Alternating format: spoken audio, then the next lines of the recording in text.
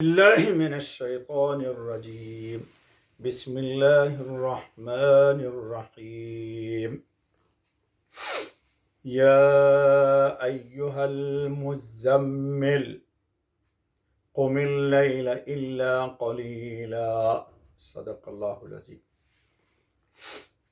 سامعین، اللہ کی توفیق سے آج سورہ مزمل کی ابتدائی 2 آیت تلاوت کی گئی۔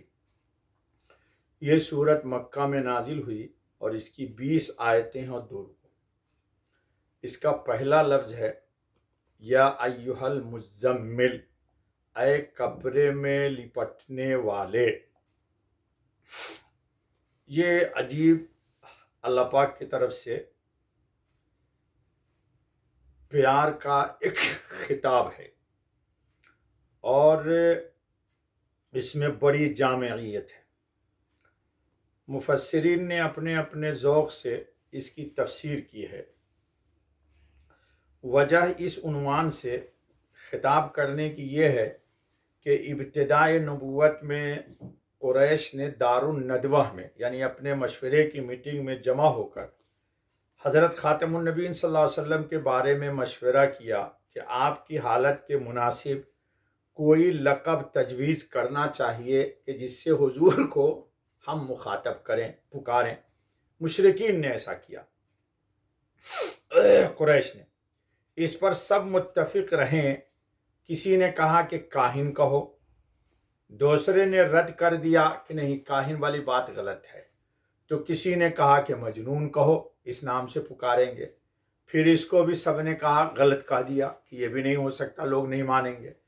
پھر ساحر کہا، پھر بعض نے اس کو بھی رد کر دیا، لیکن پھر بھی کہنے لگے کہ ساحر اس لیے ہو سکتا ہے، ممکن ہے کہ دوست کو دوست سے جدا کر دیتے ہیں، یعنی قرآن سنتے ہیں ان سے تو دوست سے جدا ہو جاتا ہے، تو بقیے لفظ جو ہے مجنون یا اور دوسرے لفظ کاہن، اس طرح کی بات تو نہیں چلے گی، لیکن ساحر کہو گے تو چل جائے گی۔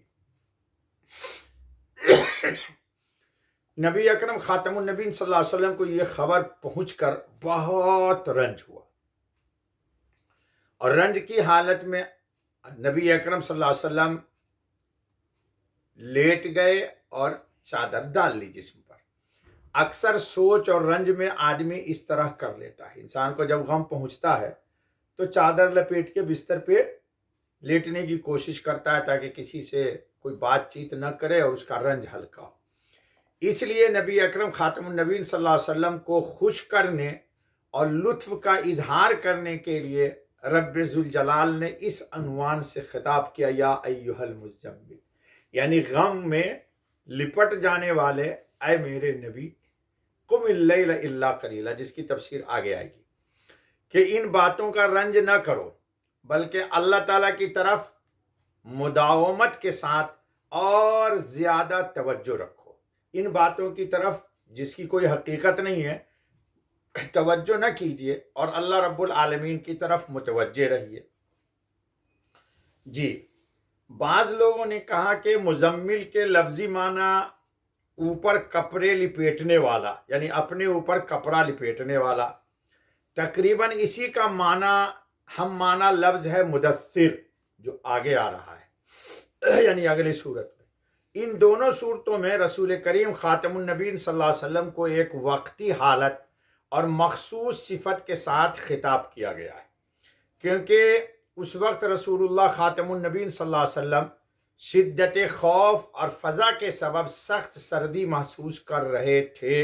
ایک سبب تو وہ بتایا مفسرین نے، ایک سبب یہ بتا رہے ہیں، اس لیے اپنے اوپر کپڑے ڈالنے کے لیے فرمایا کہ میرے اوپر زملونی، کپڑے اڑا دو، ڈال دو۔ جی، تو آپ صلی اللہ علیہ وسلم کپڑے میں لپٹ گئے۔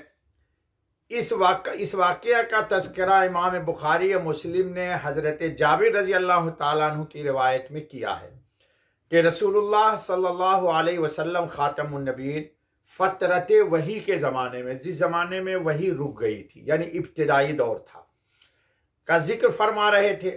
فترت کے لفظی معنی سست یا بند ہو جانے کے ہیں، واقعہ اس کا یہ پیش آیا تھا کہ سب سے پہلے غار ہرا میں نبی کریم خاتم النبیین صلی اللہ علیہ وسلم پر جبرائیل امین نازل ہوئے اور سورہ اقرا کی ابتدائی 5 آیتیں آپ کو سنائیں، جس کا تفصیل سے انشاءاللہ تذکرہ ہوگا۔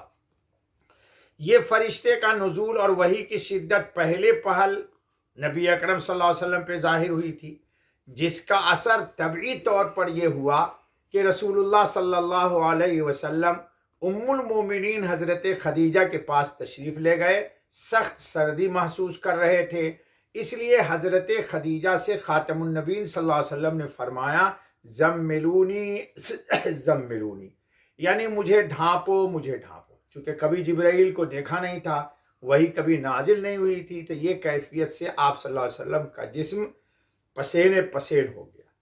اس کا مفصل اور طویل واقعہ صحیح بخاری کے پہلے ہی باب میں ذکر ہے۔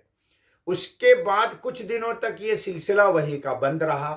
پہلے دفعہ وحی آئی، آپ صلی اللہ علیہ وسلم پر یہ کیفیت ظاہر ہوئی، پھر اس کے بعد وحی کا سلسلہ بند رہا۔ اس زمانے کو جس میں سلسلہ وحی بند رہا زمانے فترۃ الوحی کہا جاتا ہے۔ نبی اکرم خاتم النبیین صلی اللہ علیہ وسلم نے اس زمانے فترت کا ذکر کرتے ہوئے فرمایا کہ ایک روز میں چل رہا تھا، کہیں جا رہے تھے نبی اکرم خاتم النبیین صلی اللہ علیہ وسلم، کہ اچانک میں نے ایک آواز سنی، تو آسمان کی طرف نظر اٹھا کر جب دیکھا نبی اکرم صلی اللہ علیہ وسلم نے، تو حضور صلی اللہ علیہ وسلم نے دیکھا کہ وہی فرشتہ جو غار ہرا میں میرے پاس آیا تھا، آسمان و زمین کے درمیان ایک معلق کرسی پر بیٹھا ہوا ہے۔ وہی فرشتہ جو غار ہرا میں آیا تھا، دیکھا کہ وہی بیٹھا ہوا ہے۔ مجھے ان کو اس حیبت میں دیکھ کر پھر وہی روب و حیبت کی کیفیت طاری ہو گئی جو پہلی بار آ گئی تھی۔ تو آپ آئے تھے اماں خدیجہ کے پاس اور فرمایا زملونی زملونی، جو پہلی ملاقات کے وقت ہو چکی تھی۔ میں واپس اپنے گھر چلا آیا اور گھر والوں سے کہا کہ مجھے ڈھانپ دو، کیونکہ پھر وہی کپ کپی کی کیفیت ہو گئی۔ اس پر یہ آیت نازل ہوئی یا ایھا المدثر۔ اس حدیث میں آیت یا ایھا المدثر کے نزول کا ذکر ہے۔ ہو سکتا ہے کہ اسی حالت کو بیان کرنے کے لیے یا ایھا المزمل کا خطاب بھی آیا ہو۔ مفسرین کہتے ہیں کہ اسی کا تذکرہ یہاں بھی ہو، دونوں میں ایک ہی کیفیت ہے۔ اور یہ بھی ہو سکتا ہے کہ لفظ مزمل کے لقب کا واقعہ الگ ہو، یہ دوسرا واقعہ ہو، جو خلاصہ تفسیر میں مولانا تھانوی رحمۃ اللہ علیہ نے بھی بیان کیا ہے۔